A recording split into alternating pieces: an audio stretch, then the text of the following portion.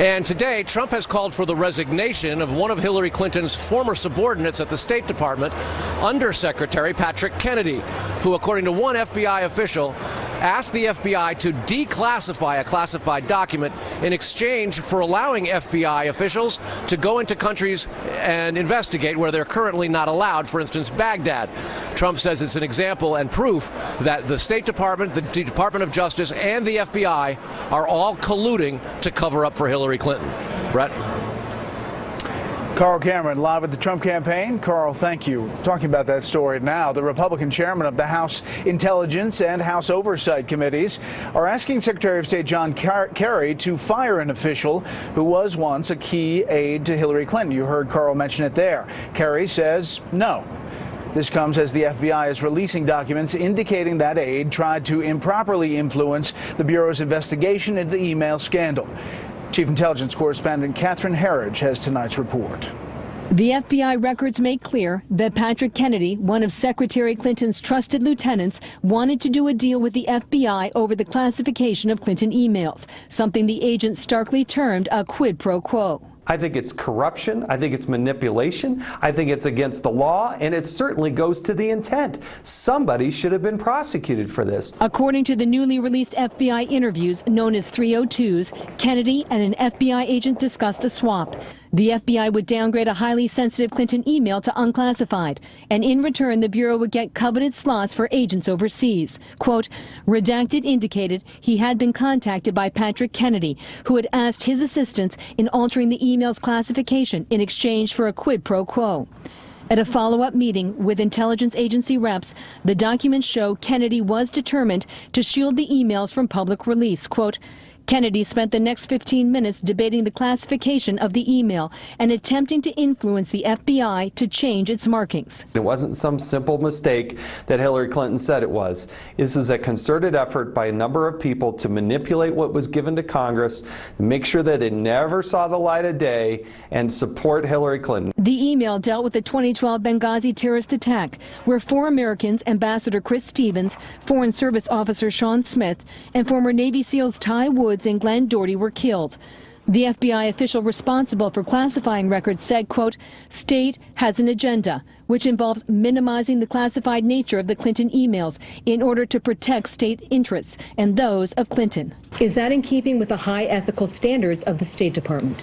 We, Pat Kennedy, all of us at the State Department are going to make their case as best they can. That's called interagency exchange and the kind of discussions that we carry out all the time. You're saying the FBI agent either got it wrong or is lying in this 302? As I understand this, Catherine, this was any idea or any really assertion that this was somehow tit for tat or a quid pro quo exchange of in that manner really, frankly, is insulting.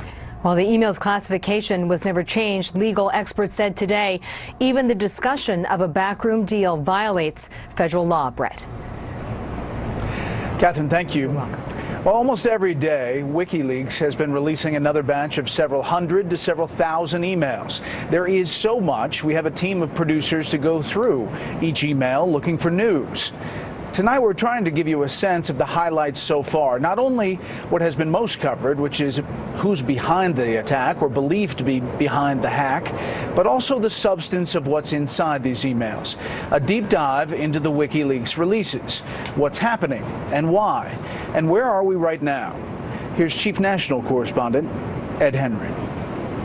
The United States strongly condemns the illegal disclosure of classified information. It was 6 years ago next month when a titanic clash started between one of the most powerful women in the world, Hillary Clinton, and a man who is the previously little-known founder of WikiLeaks, Julian Assange. She should resign if it can be shown that she was responsible. He rattled the American Secretary of State in November of 2010 by leaking out 250,000 classified diplomatic cables. It puts people's lives in danger, threatens our national security. And now Assange may be threatening no less than Clinton's path to the Oval Office from the most unlikely of places, Assange's tiny bedroom at the Ecuadorian embassy in London, from which he has now directed the theft and release of more than 10,000 emails from the personal account of Clinton campaign chairman John Podesta. The stuff she says in those emails is disqualifying for being president of the United States. There's a public Hillary and a private Hillary. But don't just take it from Rudy Giuliani. In one email, Clinton herself used a paid Wall Street speech to explain away her flip-flop on the Trans-Pacific Partnership trade deal by saying, quote, if everybody's watching, all of the backroom discussions and the deals, then people get a little nervous, to say the least. So you need both a public and a private position.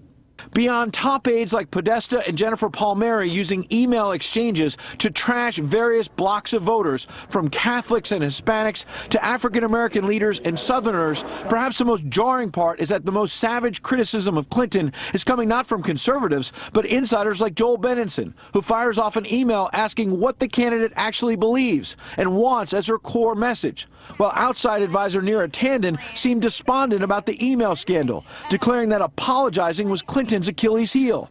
Writing to Podesta in late August 2015, quote, her inability to just do a national interview and communicate genuine feelings of remorse and regret is now, I fear, becoming a character problem, more so than honesty. In a March 4th, 2015 email, one day after Republican Trey Gowdy issued a subpoena for Clinton's emails to be preserved, and just weeks before thousands of them were deleted with BleachBit, Podesta writes to top Clinton aide Cheryl Mills in a note marked special category, quote, think we should hold emails to and from POTUS?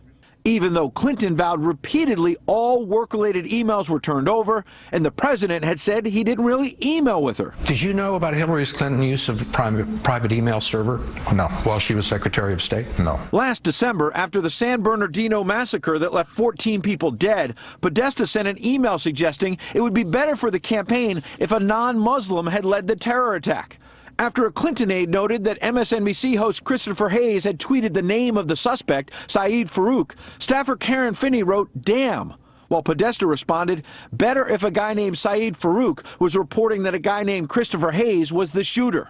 In the battle against ISIS, Clinton herself sent Podesta a shocking email taking aim at 2 U.S. allies. Clinton writing in 2014, the U.S. government needed to, quote, bring pressure on the governments of Qatar and Saudi Arabia, which are providing clandestine financial and logistic support to ISIL and other radical Sunni groups in the region.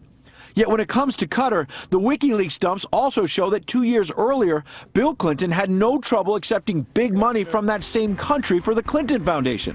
An email showing officials from Qatar, quote, would like to see WJC for 5 minutes in New York to present $1 million check that Qatar promised for the former president's birthday in 2011. Another leaked email reveals a prominent law firm was quietly brought in to audit the foundation and found, quote, some interviewees reported conflicts of those raising funds or donors, some of whom may have an expectation of quid pro quo benefits in return for gifts. That review sparked by a dispute between Chelsea Clinton and insider Doug Band. Band writing to Podesta and Mills, as they say, the apple doesn't fall far, a kiss on the cheek while she is sticking a knife in the back and front. If Clinton's paid speech transcripts had leaked out during the heated Democratic primary, Senator Bernie Sanders may have been able to take the nomination by proving Clinton's coziness with Wall Street. And if it is such a great speech, the secretary should share it with the whole world.